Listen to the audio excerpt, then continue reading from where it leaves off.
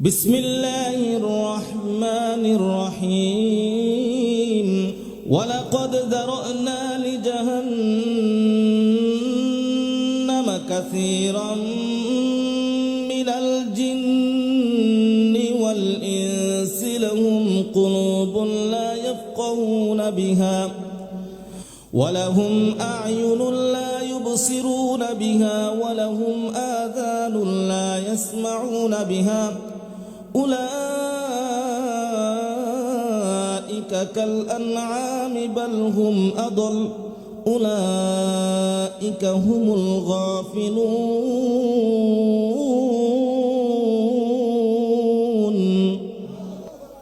الله বলেন ওয়ালাকাদ যারানা লিজাহান্নামা কাসীরাম মিনাল জিন্নি ওয়াল ইনস, নিশ্চয়ই আমি কিছু জিন এবং মানুষরে আমি জাহান্নামে দেব। এটা আল্লাহ বলেছেন, এটা সরল তর্জমা। তার চারটা কারণ। এক নম্বর, লাহুম কুলুবুল লা ইয়াফকাহুনা বিহা, হৃদয় আছে, যাদের হৃদয় আছে কিন্তু বুঝে না। এটা হলো এক নম্বর কারণ। দুই নম্বরে, ওয়ালাহুম আ'য়ুনুন লা ইউবসিরুনা বিহা, চোখ আছে কিন্তু দেখে না। তিন নম্বর কারণ, ওয়ালাহুম আযানুন লা ইয়াসমাউনা বিহা, কান আছে কিন্তু শোনে না। এই চারটা কারণ যার মধ্যে থাকবে সে জাহান্নামে যাবে, তাদেরকে আমি জাহান্নামে দেব। এক নম্বরে যে কথাটা আল্লাহ বললেন, লাহুম কুলুবুল লা ইয়াফকাহুনা বিহা, হৃদয় আছে কিন্তু বোঝে না। কিন্তু কি বোঝে না এটা আমার বোঝা দরকার। কথা বলেন ঠিক না বে ঠিক? এমন কি বুঝে না বান্দায়, যেই না বুঝার কারণে এই বান্দা জাহান্নামে যাবে, আর স্বয়ং আল্লাহ বলে দিলেন সে জাহান্নামে যাবে। সর্বপ্রথম যে জিনিসটা আমার বোঝা দরকার সেটা হলো আল্লাহ হলেন স্রষ্টা, আমি হলাম সৃষ্টি। কথা বলেন ঠিক না ভাই ঠিক? সর্বপ্রথম যে জিনিসটা আমার বোঝা দরকার সেটা হলো আল্লাহ হলেন স্রষ্টা, আমি হলাম সৃষ্টি। কিন্তু আল্লাহ যে স্রষ্টা এটা হলো রুবুবিয়াতের উপরে বিশ্বাস। এই রুবুবিয়াতের উপরে বিশ্বাস মক্কার কাফেররাও করত, মক্কার মুশরিকরাও করত, ইহুদিরাও করত, খ্রিস্টানরাও করত। বর্তমান জামানার জায়নবাদী ইহুদিরাও আল্লাহকে স্রষ্টা হিসেবে মানে। কথা বলেন ঠিক না বেঠি? হিন্দুরাও আল্লাহর স্রষ্টা হিসেবে মানে। এটা হলো রুবুবিয়াতের উপরে বিশ্বাস। রুবুবিয়াতের উপরে বিশ্বাস নিয়ে কোনো সমস্যা না। আল্লাহ যে বললেন যে লাহুম কুলুবুল লা ইয়াফকাহুনা বিহা, যাদের হৃদয় আছে বুঝে না, এটা রুবুবিয়াতের উপরে বিশ্বাস নিয়ে সমস্যা না। সমস্যাটা হলো আল্লাহর উলুহিয়াতের উপরে বিশ্বাস। উলুহিয়াতের উপরে বিশ্বাস নিয়ে সমস্যা। উলুহিয়াতের বিশ্বাস হলো আল্লাহ এক ও অদ্বিতীয়। মক্কার কাফেররা আল্লাহর নবী যখন মক্কায় আল্লাহর রিসালাতের দাওয়াত দেওয়া শুরু করে দিলেন, একত্ববাদী খোদার দাওয়াত দেওয়া শুরু করে দিলেন, যারা রুবুবিয়তের উপরে বিশ্বাস করে তারা সবাই মিলে আসলো। হে মুহাম্মদ সাল্লাল্লাহু আলাইহি সাল্লাম, তুমি কোন খোদার দাওয়াত দিতে চাও? তুমি যেই খোদার দাওয়াত দিতে চাও ওই খোদাকে আমরা স্রষ্টা হিসাবে ঠিকই মানি। মক্কার মুশরিকরাও বলল, তোমরা যে খোদার দাওয়াত তুমি যে খোদার দাওয়াত দিতে আসছো ওই খোদাকে আমরা মানি। আবার ইহুদিরাও এসে বলল, হে মুহাম্মদ, তুমি যে খোদার দাওয়াত দেওয়ার জন্য আসছো সে খোদাকে তো আমরা মানি। তাহলে তুমি কোন খোদার দাওয়াত নিয়ে আসছো যেই খোদাকে আমরা চিনি না বা বুঝি নাই? এই প্রশ্ন মুশরিকদের প্রশ্নের জবাবে, নাসারাদের প্রশ্নের জবাবে, ইহুদিদের প্রশ্নের জবাবে আল্লাহর নবী কি জবাব দিবেন? এই জবাবটা দিবার জন্য আল কোরআনুল কারীমের মধ্যে আল্লাহ পূর্ণাঙ্গ একটি সূরা নাজিল করে দিলেন। আর তো আসতে বলেন সুবহানাল্লাহ। আল্লাহর নবী বললেন, তোমরা তো রুবুবিয়াতের উপরে বিশ্বাস করো, কারণ ইহুদিরা স্রষ্টা মানে কিন্তু উজায়ের নবীকে আল্লাহর পুত্র বলে। সূরাতুত তাওবার মধ্যে আল্লাহ বলেন ইহুদিরা উজাইর নবীকে আল্লাহর পুত্র বলে। ওয়াকালাতিল ইয়াহুদু উযাইরুন ইবনুল্লাহ, আল্লাহ বলেন উজাইর আলাইহিস সালাতু সালামকে ইহুদিরা আল্লাহর পুত্র বলে। আর খ্রিস্টানরা ঈসা নবীকে আল্লাহর পুত্র বলে। আল্লাহ বলেন ওয়াকালাতিন নাসারাল মাসীহ ইবনুল্লাহ,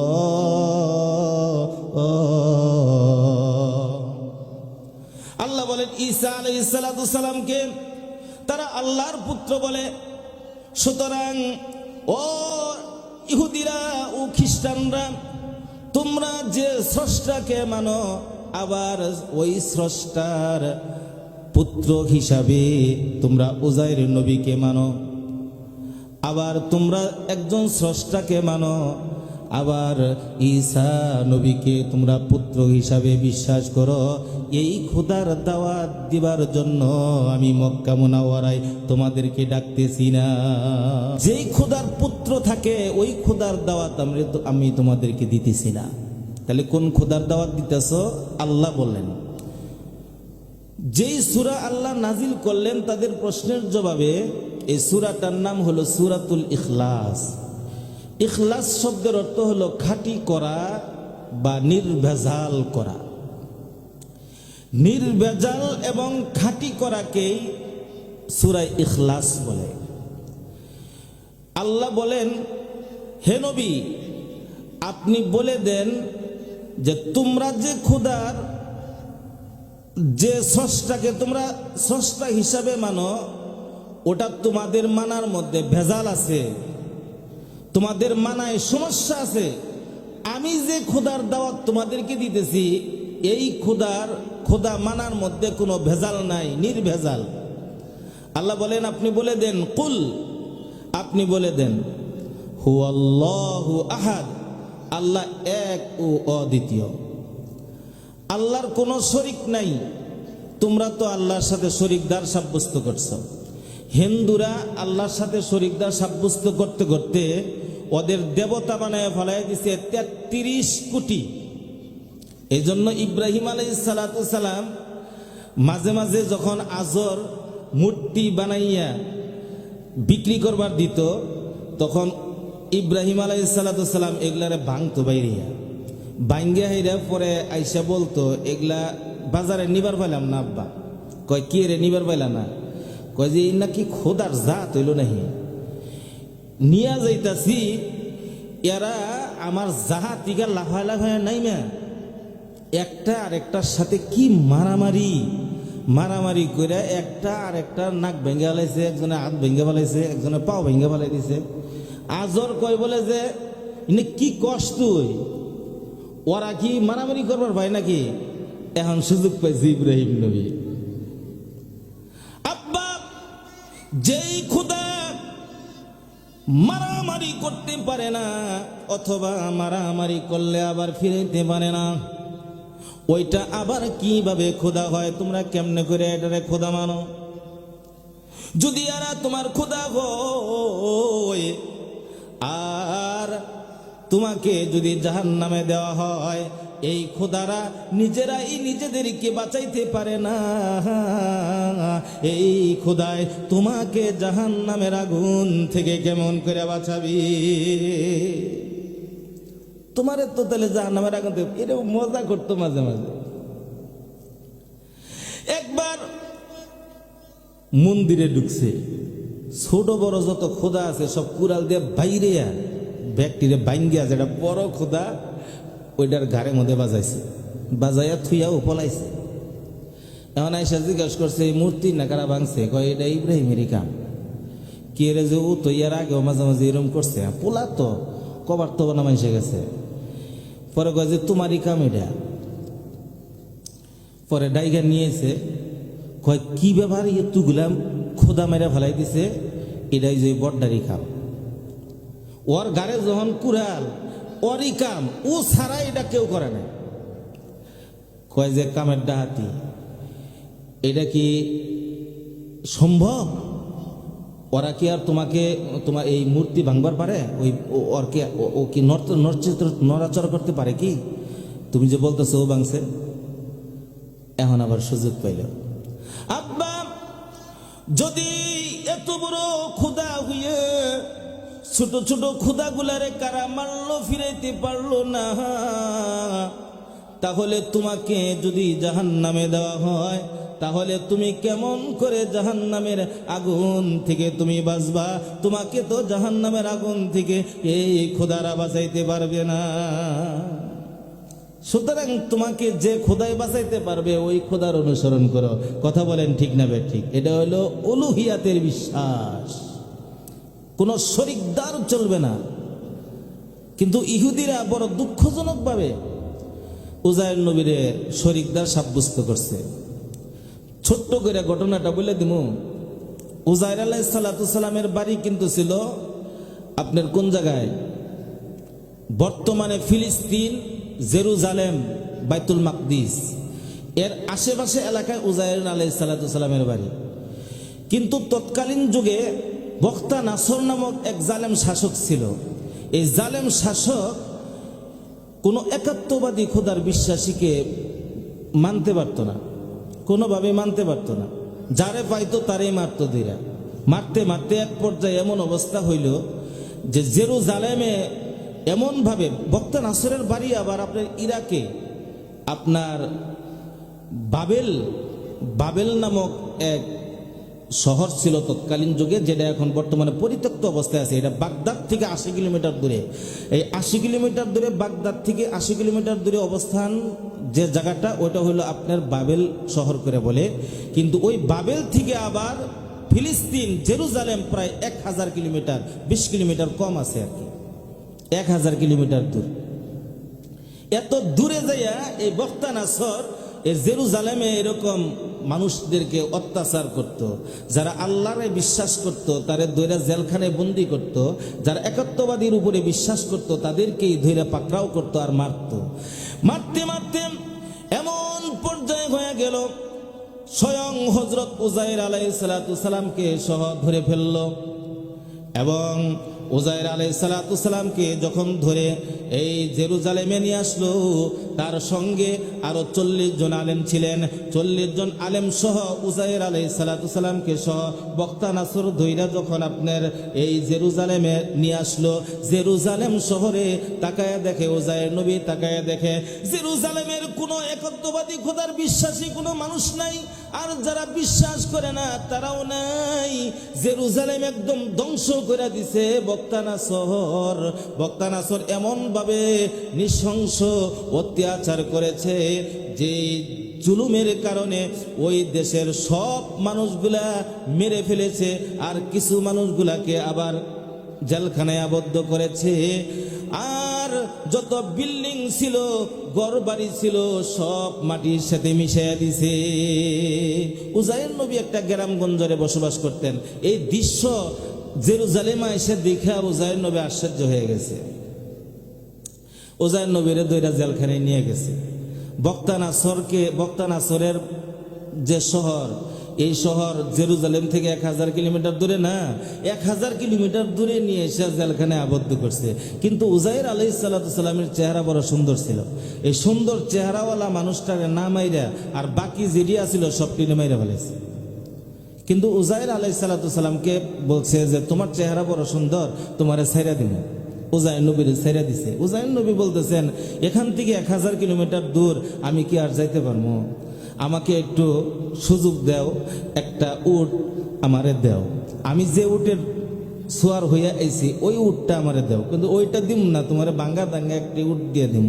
একটা রোগা একটা উট উজাইর নবীরে বক্তা নাসর দিছে বাড়ি পর্যন্ত যাবার জন্য। বক্তা নাসরের অনুগ্রহে সে সারা ভাইয়া বাড়ির দিকে, জেরুজালেমের দিকে যাচ্ছে। সংক্ষিপ্ত আকারে বলছি আর কি, আমি যাইতে যাইতে ক্লান্ত হয়ে গেছে। 1000 কিলোমিটার রাস্তা গেলে একজন মানুষের কেমন লাগে? যাইয়া জেরুজালেমে অবস্থান করছে, যায় দেখে কিচ্ছু নাই, বিরাম হয়ে গেছে। একটা গাছের গোড়ালিতে বসছে, উটটা বা গাদাটা একটা গাছের গোড়ায় বাঁধছে, বান্দা সে একটু বিশ্রাম করতেছে, যে বাড়িতে তো যাবো আমি, আপাতত একটু বিশ্রাম করে যাই। বিশ্রাম করার সময় উজায়ের নবী যে কথাটা বলেছেন এটা কোরআনে আসছে, বলেন সুবহানাল্লাহ। বিশ্রাম করার সময় উজায়ের আলাইহিস সালাতু সালাম বলেছিলেন, আল্লাহ, এই মৃত্যু পথ তুমি আবার কিভাবে জিন্দা করবা আমার বুঝে আসে না। কেমনে তুমি জিন্দা করবা? আমার নিজস্ব শহর এভাবে ধুলায় মিশাইয়া দিছে, তুমি কেমনে আবার জিন্দা করবা? আল্লাহ বলেন, তোমারে দেখামু কেমনে জিন্দা করি, এটা আমি তোমারে দেখামু। দেখাবার জন্য আল্লাহ উজাইর নবীকে এমন ঘুম দিলেন, একটানা 100 বছর পর্যন্ত উজাইর নবী আর জাগ্রত হয় নাই। বলেন সুবহানাল্লাহি বিহামদি। আল্লাহ বলেন,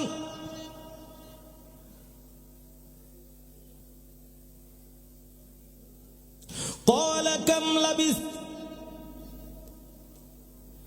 হে উজাইর নবী, তুমি কতদিন পর্যন্ত ঘুমায়াছিলা?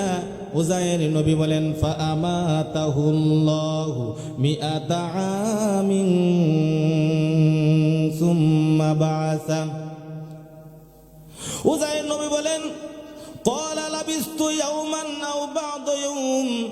ওগো আল্লাহ, আমি মাত্র একদিন অথবা একদিনের একটু বেশি সময় ঘুমাইয়াছিলাম। আল্লাহ বলেন, না, তুমি একদিন অথবা একদিনের একটু বেশি সময় ঘুমাইয়াছিলা। কত সময় ঘুমাইছিলা জানো? বলে, ফাআমাতাহুল্লাহু মিআতা আমিন সুম্মা বাআসা।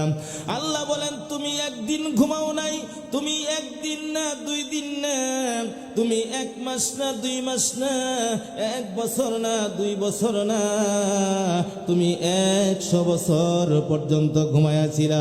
চিল্লে বলুন সুবহানাল্লাহ। 100 বছর তুমি ঘুমাইয়াছিলা। আল্লাহ বলেন, তোমার যে গাদাটা বাইদা রাখছো, গাদার দিকে তাকায় দেখো, ওই গাদা মরে হাড্ডি হয়ে গেছে, গাদার শরীরে কোনো চামড়া নাই। এই গাদাটা আজ থেকে 70 বছর আগে মারা গেছে। কথাটা শুনে উজাইর নবী আশ্চর্যান্বিত হয়ে গেলেন, বললেন, ওগো আল্লাহ, আমি আসার সময় কিছু পানি এবং রুটি আনছিলাম, সাইডে রাইখাই আমি ঘুমাইছিলাম। 100 বছর যদি হয় তাহলে আমার পানি এবং রুটিগুলা কিছুই হয় নাই, তার কারণ কি? উজাইর নবীকে আল্লাহ বলেন, ও উজাইর নবী, মানুষের খাবার রক্ষা করার দায়িত্ব তো আমি আল্লাহর আছে। আমি আল্লাহ তোমার খানা আমি হেফাজত করে রাখছি। 100 বছর পরে তুমি যখন ঘুম থেকে জাগবা, জাগার সাথে সাথে তোমার পানির পিপাসা লেগে যাবে। তুমি তখন পানির জন্য কোথায় যাবা? খাবারের জন্য তুমি কোথায় যাবা? ইতিমধ্যে তাকায়া দেখে জেরুজালেম আর জেরুজালেম নাই। জেরুজালেমের মানুষগুলা যেভাবে বিরাম দেখেছিল, যেরকম পরিত্যক্ত দেখেছিল, ধুলার সাথে মিশেছিল, এমন অবস্থা আর দেখা যায় না। এখন এই জেরুজালেম, বাইতুল মাকদিস এখন পূর্ণাঙ্গ শহর হয়ে গেছে। জোরে সুরে বলেন সুবহানাল্লাহ। বড় মুশকিল হয়ে গেল, তার বাড়ি চিনাও বড় মুশকিল হয়ে গেল। পাড়ার প্রতিবেশী যারা ছিল 100 বছরের মধ্যে তারা সবাই মারা গেছে। আর গোষ্ঠীর মানুষগুলা মারা গেছে, দেশের মানুষগুলা সব মারা গেছি। ধর্মীয় ভাইয়েরা যারা ছিল তারা তো বক্তে নাসরের কবলে পইরা মারা গেছে রে। আলেম ওলামা সব মেরে ফেলেছে। এখন উজাইর নবীকে চিনবে এমন একজন মানুষ দুনিয়ায় অবশিষ্ট নাই। উজাইর নবী আস্তে আস্তে তার গ্রামের দিকে গেলেন। গ্রামে যাইয়া জিজ্ঞাসা করলেন, এখানে উজাইর নবীকে চিনে এমন ব্যক্তি দুনিয়াতে আছে নাকি? বলল একটা বৃদ্ধা মহিলা আছে, ওই মহিলাটার কেউ না, উজাইর নবীর বাড়িতে একজন মহিলা থাকতো, যেই মহিলাটা ছিল উজাইর নবীর বাবা এবং মায়ের বা ফ্যামিলির একজন বাদী। ওই বাদী বেঁচে আছে, কিন্তু বাদীটা অন্ধ। অন্ধের কাছে গেছে, যে জিজ্ঞাসা করছে, ও গোমা, আপনি কি উজাইর নবীকে চিনেন নাকি? বলল, হারি, উজাইর নবীকে তো আমি চিনি, কিন্তু উজাইর নবীকে তো আর কেউ চিনে না। উজাইর নবীকে দেশের মানুষ চিনে না, উজাইর নবীর নাম দেশের মানুষে মুখে নেয় না, উজাইর নবীর চেহারাও কেউ জানে না, সব মানুষ মারা গেছে। উজাইর নবীরে কিন্তু আমি ঠিকই দেখেছি, কিন্তু আমার দুইটা চোখ নাই। উজাইর নবীকে যদি আমি দেখতাম তাহলে আমি অবশ্যই চিনতাম। বলল, উজাইর নবী আর কেউ না, উজাইর নবী তো আমি, আমাকে দেখে একটু চিনো নাকি দেখো। বলল, আমার তো চোখ নাই, আমি কেমনে করে উজাইর নবীকে দেখি বা চিনি? বলল, তুমি যদি উজাইর নবী থাকো, তোমার তো একটা মুজেজা ছিল, উজাইর নবীর একটা মুজেজা ছিল, অন্ধ মানুষ আবার চোখ ভালো করে, অন্ধ মানুষ আবার সুস্থ করে দিত। কিন্তু তুমি যদি উজাইর নবী হও, আমার চোখটা ভালো করে দাও। উজাইর আলাইহিস সালাতু সালাম আল্লাহর হুকুমে আল্লাহর কাছে দোয়া করলেন, চোখে একটু হাত বুলালেন, মুখে একটু ফু দিলেন, তার চোখটা আবার দৃষ্টি শক্তি আবার ফিরে আসলো। এমত অবস্থায় উজাইর নবীকে দেখে বৃদ্ধা মহিলা চিনে ফেললো। বলেন সুবহানাল্লাহ। উজাইর নবীকে বলে, একটা মানুষ তোমার বেঁচে আছে, তা হলো তোমার ছেলে, তোমার সন্তান। এখানে একটা কথা আছে, যেই সন্তানটা আছে, ওই সন্তান যে বেঁচে আছে তার বয়স 110 বছর। তোমার যে সন্তানটা বেঁচে আছে এটা তো বয়স 110 বছর, কিন্তু তাফসিরে বাইজাবিতে এসেছে উজাইর নবী যখন 100 বছর পরে ঘুমন্ত থেকে জাগ্রত হলেন, কিন্তু তার বয়স ছিল তখন 40 বছর। সুবহানাল্লাহ। 40 বছর বয়সে উজাইর নবী ঘুমাইছিলেন, আবার জাগ্রত হওয়ার পরে তার চেহারা, তার দাড়ি, তার শরীর যেমন ছিল, তার বয়স যেমন ছিল, 100 বছর পরে আল্লাহ পাক ওই রকম একটা বয়সে আবার জিন্দা করেছে।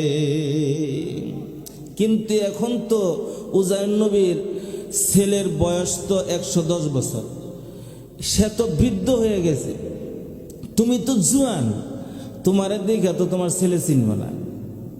তোমার বয়স হইল 40 বছর, তোমার ছেলের বয়স হইল গিয়া 110 বছর, তোমারও তো চিনবে না।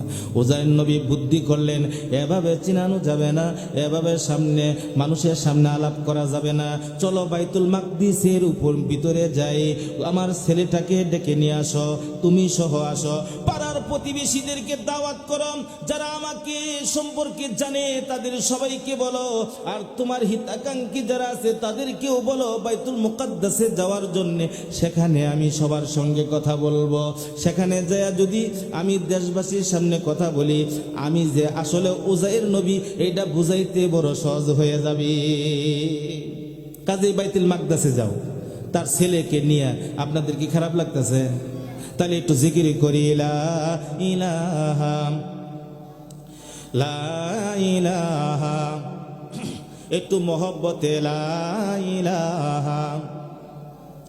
ভাইজান হাতে করে হাতের কাম, পায়ে করে পায়ের কাম, অন্তরেতে লৌরে মমিন, অন্তরেতে লৌরে মমিন, আল্লাহ পাকের জাতি নাম লা ইলাহা। একটু মহব্বতে লা ইলাহা লা ইল্লাল্লাহু মুহাম্মাদুর রাসূলুল্লাহ। সকলে পড়েন সাল্লাল্লাহু আলাইহি ওয়াসাল্লাম।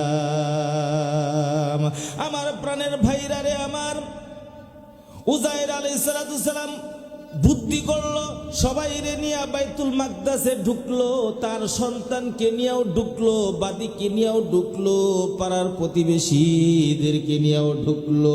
ঢুকার পরে উজায়ের নবী পরিচয় দিলেন, আমি হইলাম উজায়ের নবী।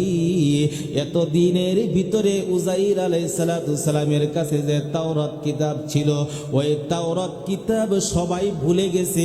ওই তাওরাত কিতাব আর কারো মুখস্থ নাই, কোনো মানুষ মুখস্থ জানে না, কারণ বখতে নাসর সব আলেম মাইরে ফেলাইছে, যারা আল্লাহ বিশ্বাস করে সবাই রে মাইরে ফেলাইছি। আবার তাওরাত কিতাবের অনুসারী যারা, তাদের সবাইকে মেরে ফেলেছে, আর উজায়ের নবী শুধু বেঁচে আছে। এমতো অবস্থায় অবশিষ্ট যারা আছে তাদের তো তাওরাত কিতাব মুখস্থ নাই। দিনের পরিবর্তে মানুষগুলা ঠিকই আল্লাহওয়ালা হয়ে আছে, কিন্তু তাওরাত কিতাব কারো মুখস্থ নাই। তাওরাত কিতাব কোনো মুখস্থ নাই, আবার তাওরাত কিতাব লেখাও কোনো জায়গায় নাই, কারণ কিতাবাদি সব পুইরা ছাই করে দিছে। যেখানে শহর ভাঙ্গা ফেলাইছে সেখানে কিতাব থাকার কোনো প্রশ্ন নাই। কথা বলেন ঠিক না বে ঠিক? সব ধ্বংস করে দিছে বক্তা নাসর। এখন তো নাই, বক্তা নাসরও নাই, কেউ নাই, কিতাবও নাই। উজাইর নবীর একটা প্লাস পয়েন্ট হয়ে গেল, আমি তো নবী, আমার তো তাওরাত কিতাব পুরাটাই মুখস্থ আছি। এই মানুষগুলোর সামনে আমি জিজ্ঞাসা করি, তোমাদের তাওরাত কিতাব কোথায়, আমাকে একটু দেখাও।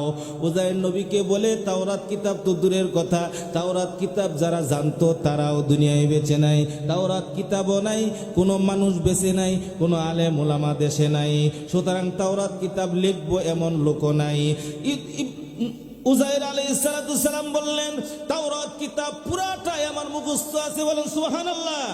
যে দেশে আমাদের মহাগ্রন্থ আল কোরআন, এই কোরআন যদি জটবাড়ি এলাকা থেকে একদম মুছে যায়, মধুপুর থানা থেকে যদি একদম মুছে যায়, আবার বাংলাদেশ থেকে যদি একদম মুছে যায়, পৃথিবীর সব জায়গা থেকে যদি কোরআন মুছে যায়, হঠাৎ 100 বছর পরে যদি এই কোরআনের একজন হাফেজ আপনাদের সামনে আসে, আপনারা বলুন ওই মানুষটাকে দেখলে কেমন লাগতে পারে? অনেক ভালো লাগবে না? আশ্চর্য লাগবে না? উজাইর আলাইহিস সালাম বললেন, যেই জিনিসটা তোমরা হারায় গেছো ওইটা আমার মুখস্থ আছে। সুবহানাল্লাহ। বিশ্বাস করার আর বাকি রইল না, সবাই বলল, তুমি উজাইর নবী, তুমি উজাইর নবী, তুমি উজাইর নবী। উজাইর আলাইহিস সালাম পুনরায় তাওরাত কিতাব পড়া শুরু করে দিলেন। যে কয়েকদিন লাগে ওই কয়েকদিন বৈশা বাইতুল মাকদিসের ভিতরে বসে বসে কোরআন, এই তাওরাত কিতাবের তেলাওয়াত শুনতে থাকলো। ওই লোকগুলা শুনতে শুনতে পুরা তাওরাত কিতাব তেলাওয়াত করে শোনায়া দিল, এবং নতুন করে তাওরাত কিতাব লিখে সমাজে ছেড়ে দিলেন, এবং এই তাওরাত কিতাবের উপরে অনেকে আবার হাফেজ হয়ে গেল। সুবহানাল্লাহ। এই অবস্থায় অবদান যখন উজাইর আলাইহিস সালাম রাখলেন, তখন ওই যারা রাখলো তারা সবাই ইহুদি, তারা সবাই ইহুদি। ইহুদি ধর্ম হলো আল্লাহ দেওয়া ধর্ম। এটা ঈসা আলাইহিস সালাম, হযরত খ্রিস্টানদের নবী, ইহুদিদের নবী হযরত মূসা আলাইহিস সালাম কাছে যে কিতাব নাজিল হয়েছিলেন, এই কিতাবের নাম হলো তাওরাত কিতাব। মূসা আলাইহিস সালামের পরে হাজার হাজার নবী গেছে, তারা সবাই এই তাওরাত কিতাবে, ঈসা আলাইহিস সালামের আসার আগ পর্যন্ত যত নবী পৃথিবীতে আসছে তারা সবাই তাওরাত কিতাবের অনুসারী ছিলেন। এই জন্য হযরত উজাইর আলাইহিস সালামও তাওরাত কিতাবের অনুসারী ছিলেন। এই তাওরাত কিতাব পুনরায় যখন লিখলেন, তখন তারা উজাইর আলাইহিস সালামকে অদ্ভুত কিছু মনে করা শুরু করে দিলেন। এই কোরআনের আয়াতের সাথে আমি যে আয়াত তেলাওয়াত করছি, আয়াতের সাথে মিলে কিনা একটু দেখবেন। তেলাওয়াত তখন ওই মানুষগুলা উজাইর আলাইহিস সালামকে অদ্ভুত কিছু মনে করা শুরু করে দিল, আর বলল, এইটা উজাইর নবী, আমার মনে হয় 100 বছর পরে যখন আবার আসছে, এটা উজাইর নবী সাধারণ নবী না, উনি হলেন আল্লাহর পুত্র, আল্লাহর পোলা। নাউজুবিল্লাহ কোন জোরে। এটা সবাই বলা শুরু করলো না, 2-4 জনে বলা শুরু করে দিলেন। খারাপ লাগতেছে গো? আল্লাহু আকবার।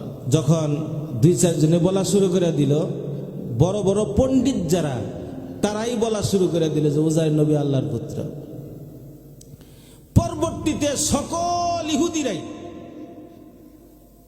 উজাইর আলাইহিস সালাতু সালামকে, পরবর্তী প্রজন্ম যারা আসছে তারা সবাই উজাইর আলাইহিস সালাতু সালামকে আল্লাহর পুত্র হিসাবেই চিনত, তারা আল্লাহর পুত্র হিসাবেই বলতো। আপনারা বলুন, আমাদের যেমন একটা কলব আছে, হৃদয় আছে, ইহুদিদের তখন হৃদয় আছিল না? ছিল না? ইহুদিদেরও তখন একটা হৃদয় ছিল, কিন্তু খামখেয়ালি ভাবে আল্লাহর সাথে শরিকদার সাব্যস্ত করে দিছে। আবেগ বশত ইহুদিরা উজাইর আলাইহিস সালাতু সালামের সাথে আল্লাহর পুত্র বলে তারা পথভ্রষ্ট হয়ে গেছে এবং আল্লাহর সাথে শরিকদার সাব্যস্ত করে দিছে। আল্লাহ বড় রাগান্বিত হয়েছেন ইহুদিদের উপরে। উজাইর আলাইহিস সালাতু সালামকে দৃষ্টান্ত দেওয়ার জন্য আমি 100 বছর পরে জাগ্রত করেছি। তোমরা তো আমার ক্ষমতার উপরে বড়াই করবে, তোমরা তো এই চিন্তা করবে যে আল্লাহ কত বড় মহান, আল্লাহ কত বড় স্রষ্টা, 100 বছর পরে আবার একজন মানুষকে জিন্দা করে দিতে পারে। কথা বলেন ঠিক না ঠিক? এইটা না বুঝা তোমার এমন এক কলব, এমন এক হৃদয়, যে হৃদয় দিয়া তুমি উল্টা পাল্টা একটা বুঝলা, যে বুঝ দিয়া তুমি বলে বসলা যে আল্লাহর পুত্র হলে উজাইর নবী। বলেন নাউজুবিল্লাহ।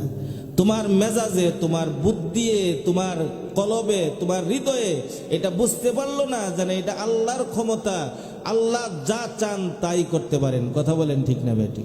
দিনের রাত করতে পারে, রাতের দিন করতে পারে। করতে পারে কি পারে না? করতে পারে কি পারে না? এই যে দিন 24 ঘন্টা পরে, 12 ঘন্টা পরে আবার রাত হয়, আবার রাত শেষ হলে আবার দিন হয়। এটা কে করে? কে করে বলেন? কে করে? আল্লাহ করে। আল্লাহ ছাড়া অন্য কেউ করতে পারে না। এই জন্য আল্লাহ রাগ করে এক আয়াতে বলেন, কুল আরাইতুম ইন জাআলাল্লাহু আলাইকুমুন নাহারা সারমাদান ইলা ইয়াউমিল কিয়ামাতি মান ইলাহুন গায়রুল্লাহি ইয়াতিকুম বিলাইলিন তাসকুনুনা ফীহি।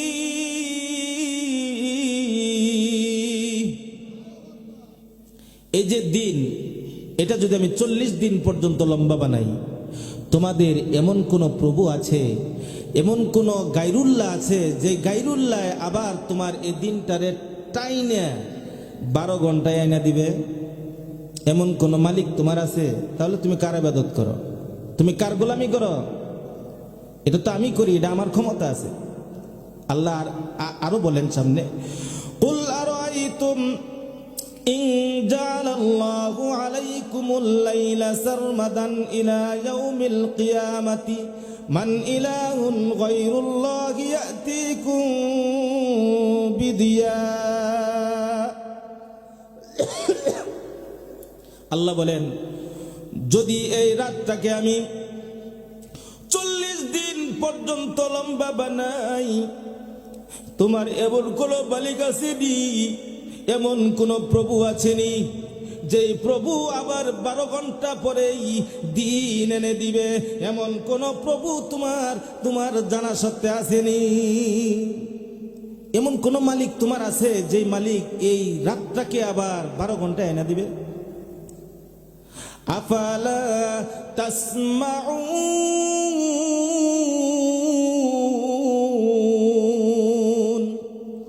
আল্লাহ বলেন, তুমি কি তবুও বুঝো না? তবুও তুমি শুনতে পাও না? আফালা তুবসিরুন। তোমার হৃদয় আছে, তাও কি তুমি বুঝো না যে আল্লাহ কত বড় ক্ষমতাশীল? আল্লাহ যে যা চান তাই আল্লাহ করতে পারেন। আল্লাহ চাইলে পাহাড় ভেঙ্গে টুকরা টুকরা করে দিতে পারে, চাইলে এখানে সমুদ্র বানিয়ে দিতে পারে। তুমি কোন মালিকের ইবাদত করো, কার দাসত্ব করো? তুমি বুঝো না? তোমার এতটুকু তোমার বুঝ নাই? আমরা খেতে বীজ রোপণ করে আসি, এই রোপণ করে আসার পরে এই বীজগুলা একাই আবার জ্বালায়, বড় হয়, ওখানে বড় হইয়া আবার ফসল হয়, ফল হয়। এটা কে করে? আল্লাহ করে। আল্লাহ বলতেছেন, এগুলা ধমক দিয়ে আল্লাহ কইতেছে, ও বান্দা, এগুলা তো সব আমি করি, তুমি কার গোলামি করো? ফাজলামি করো, কার গোলামি করো? এমন করো না, আল্লাহর গোলামি ছাড়া এই পৃথিবীতে কোনো মানুষ আর অন্য কারো গোলামি করতে পারে না, অন্য কোনো তন্ত্র মন্ত্রর অনুসরণ করতে পারে না। কথা বলেন ঠিক না বেঠিক? আল্লাহর গোলামি ছাড়া অন্য কারো অনুসন্ধান অনুকরণ করতে পারে না বান্দা। আল্লাহ বলেন আফারাআইতুম মা তাহরুসুন আআনতুম তাজরাউনাহু আম নাহনুজ যারিউন।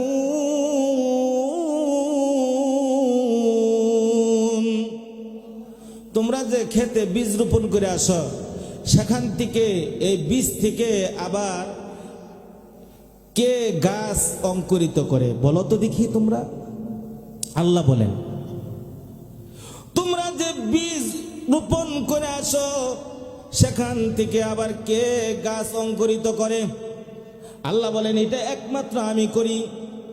আয়াতে কারিমার আরেক আয়াতে আল্লাহ বলেন আফারাআইতুম মা তাহরুসুন আফারাআইতুম মা তুমনুন আআনতুম তাখলুকুনাহু আম নাহনুল খালিকুন। তোমরা যে মেয়েদের গর্ভে শুক্রবিন্দু পৌঁছাও, সেখান থেকে মানুষকে তৈরি করে বলো তো দেখি মানুষকে তৈরি করে?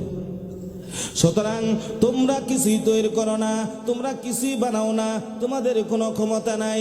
যা কিছু আছে সব আমার, সব কিছু আমি করতে পারি। আমি গাছ বানায় দিতে পারি। আমি একটা বীজ রোপণ করে আসলে সেই বীজ থেকে আমি গাছ তৈরি করি। তোমরা যে মায়েদের গর্ভে তোমরা শুক্রবিন্দু পৌঁছাও, সেখান থেকে মানুষ আমি বানাই। যা কিছু করার আমি আল্লাহ বানাই রে বান্দা। আমার রুবুবিয়াতের উপর বিশ্বাস করলে চলবে না, আমার উলুহিয়াতের উপরে বিশ্বাস করা লাগবে। এই বিশ্বাস করলে তোমার হৃদয়ে সত্যিকারে বুঝ পাবে, তাছাড়া তোমার হৃদয়ে সত্যিকারে বুঝ পাবে না। আল্লাহর উলুহিয়াতের উপরে বিশ্বাস মানে আল্লাহর দেওয়া যত হুকুম সমস্ত হুকুম পালন করা। সকল সৃষ্টি আল্লাহর হুকুম মানে আমিও তো আল্লাহর সৃষ্টি, আমারও আল্লাহর হুকুম মানা লাগবে। একটা জিন আল্লাহর সৃষ্টি, জিনের আল্লাহর হুকুম মানা লাগবে। আপনার যা কিছু আছে সব কিছুই আল্লাহর হুকুম মানে। আমরা মনে করি একটা গাছপালা, তরুলতা, বৃক্ষলতা সব কিছু বোধহয় মানুষের হুকুম মানে, কিন্তু না, সব কিছু আল্লাহর হুকুম মানে। চন্দ্রে আল্লাহর হুকুম মানে, সূর্যে আল্লাহর হুকুম মানে। যা কিছু সৃষ্টি আছে সকল সৃষ্টি আল্লাহর হুকুম মানে। কিন্তু আল্লাহর অবাধ্যতা করে কিছু শুধু মানুষেরা। মানুষদের মধ্যে কিছু পাওয়া যাবে যে তারাই শুধু আল্লাহর কিছু অবাধ্যতা করে। আল্লাহ বলেন লাশ-শামসু ইয়ানবাগি লাহা আন তুদরিকাল কমারা ওয়ালাল লাইলু সাবিকুন নাহার। আসুন ভাই, চন্দ্র সূর্যকে ধরতে পারে না, সূর্য চন্দ্রকে ধরতে পারে না। কারণ সূর্য চন্দ্রকে ধরার হুকুম নাই, চন্দ্রের সূর্যকে ধরার হুকুম নাই। এই জন্য চন্দ্র কোনোদিন সূর্যকে ধরতে যায় না, সূর্যও কোনোদিন চন্দ্রকে ধরতে যায় না। কারণ আল্লাহর নিষেধ আছে। এরা আইন মানে একমাত্র আল্লাহর। কথা বলেন ঠিক না ভাই? ঠিক। এজন্য পৃথিবীতে যতদিন থাকবো আল্লাহর গোলামি করে যাবো। কথা বলেন ঠিক না ভাই? ঠিক। কারণ কিয়ামতের দিন আপনার এমন পরিস্থিতি হবে বাবা, রাসূল করিম সাল্লাল্লাহু আলাইহি ওয়াসাল্লাম বলেন কিয়ামতের দিন ভয়াবহতা দেখা মানুষ এমন পলায়ন করবে, লোকেরা মনে করবে লোকটা পাগল, আসলে পাগল না। মানুষে মনে করবে লোকটা পাগল, কিন্তু আসলে পাগল না।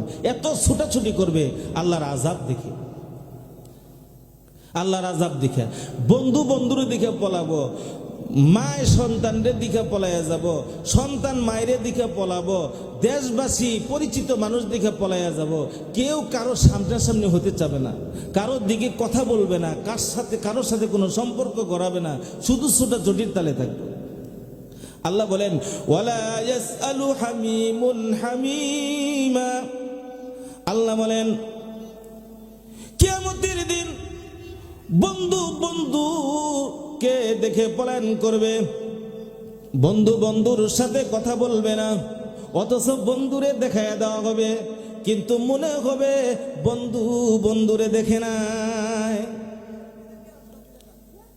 ইউবাসসিরুনহুম, কিয়ামতের দিন এমন অবস্থা হবে রে, বন্ধুকে দেখে পলায়ন করবি, কিন্তু বন্ধুরে দেখায় দেওয়া হবে, কিন্তু তারপরেও বন্ধুকে দেখে বন্ধু পলায়ন করবে। আল্লাহর আযাবের পরে ভয়ে আল্লাহ বলেন, বান্দারা কেমন করবো জানো নাকি? যারা নামাজ পড়ে নাই, যারা রোজা রাখে নাই, আল্লাহর বিধান মতো চলে নাই, আল্লাহর আইনের ভ্রুক্ষেপ করে নাই, আল্লাহর আইন মতো জীবন করায় নাই, বিবিরে নামাজ পড়তে বয় নাই, নিজে কোনোদিন নামাজ পড়ে নাই, নিজে ঠিক মতো দাঁড়িয়ে রাখে নাই, যা ইচ্ছা তাই করেছে, নামাজ পড়তে মনে চাইছে পড়ছে, না মনে চাইছে না পড়ছে, মসজিদে যাবার কইলে গেছে, না চাইলে না গেছে, এইভাবে তার জীবনটা উল্টা পাল্টা পরিচালনা করেছে। এমন বান্দারা ভয়ে কাতর হইয়া يود المجرم لو يفتدي من عذاب يومئذ ببنيه আল্লাহর আযাবের ভয়ে বলবে, আল্লাহ গো, আমার আযাব দিকে বড় ভয় লাগে, আমার স্ত্রী এবং আমার সন্তানকে জাহান্নামের পণ স্বরূপ দিয়া দিলাম, আমাকে তুমি জাহান্নামের আগুন থেকে বাঁচাইয়া দাও। এত বড় কথাটা বলে বসবে, আল্লাহ কোনো কথা বলবে না। ওয়া সাহিবাতিহি ওয়া আখি,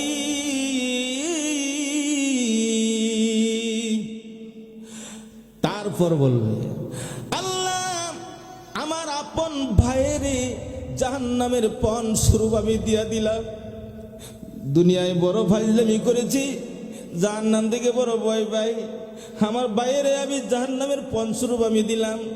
যেই ভাই কোনো বিপদে পড়লি ভাই দৌড়ে যাইতো, যেই ভাইয়ের জন্য জান দিয়া দিত, প্রাণ দিয়ে দিত, এলাকার কোনো মানুষ ভাইয়ের দিকে যদি চোখ রাঙ্গায় কথা বলতো, ছোট ভাই বড় ভাইকে শুধু জিজ্ঞাসা করতো, তোমার সঙ্গে কে চোখ রাঙ্গায় কথা বলেছে, শুধু নামটা বলো, আর তার কলিজাটা টেনে ছিঁড়ে নিয়ে আসবো। এমন দরদ ভাইয়ের জন্য দেখায় না, দেখায় না। এই ভাইয়ের কথা বলবে, ও সাহিবাতিহি ওয়া আখি, আমার ভাইকে জাহান্নামের পণ স্বরূপ দিয়া দিলাম, মাবুদরি আমাকে জাহান্নামের আগুন থেকে বাঁচাইয়া দাও। আল্লাহ কোনো কথা বলবে না। তারপর বলবে, ওয়া ফাসিলাতিহি আল্লাতী তুবি, আল্লাহ আমার পাড়ার প্রতিবেশী যাদের সাথে আমার সম্পর্ক ছিল, যাদের সাথে আমি চলছি, মহব্বত করছি, এই মহব্বতের মানুষগুলাকে মাবুদরি জাহান্নামের পণ স্বরূপ আমি দিয়া দিলাম, তারপরও আমার জাহান্নামের আগুন থেকে বাঁচাইয়া দাও। আল্লাহ কোনো কথা বলবে না। ওই দিন বড় আযাবের দিন, ওই দিন আল্লাহ কথা বলবেন না। আমার প্রাণের ভাইরা রে আমার, তারপর সংক্ষিপ্ত আকারে তারপর বলবেন, ওয়ামান ফিল আরদি জামিআন সুম্মা ইউনজি, আল্লাহু আকবার। শেষবার বলবে, মাবুদরি এই জমিনবাসী যারা আছে, যারাই জমিনে বসবাস করছে, যারাই পৃথিবীতে থাকছে, তাদের সবাইকে আমি জাহান্নামের পণ স্বরূপ আমি দিয়ে দিলাম, তারপরেও আমার জাহান্নামের আগুন থেকে বাঁচাইয়া দাও। আল্লাহ বলবেন, কাল্লা, কখনো না, ইন্নাহা লাযা, জাহান্নামের আগুন বড় লেলিহান শিখা, বড় অগ্নি, বড় বড় কঠিন। তোমার আমলের হিসাব তোমারই দিতে হবে, তোমার আমলের জন্যে তোমারই দুজক খাটা লাগবে, অন্য কেউ তোমার বিনিময়ে দুজক খাটবে না। ভাইরা আমার, এত কঠিন দিন সামনে না পিছে, এই দিনটা সামনে না পিছে। কাজে আমি আপনাদের সন্তান, এই মাহফিল সফল হোক, এই মাহফিলে আলোচনা শুনে আমাদের আমল যেন একটু পরিবর্তন হয়, সেই তৌফিক, সেই কবুল আল্লাহ আমাদেরকে করুন। সকলে বলেন আমিন।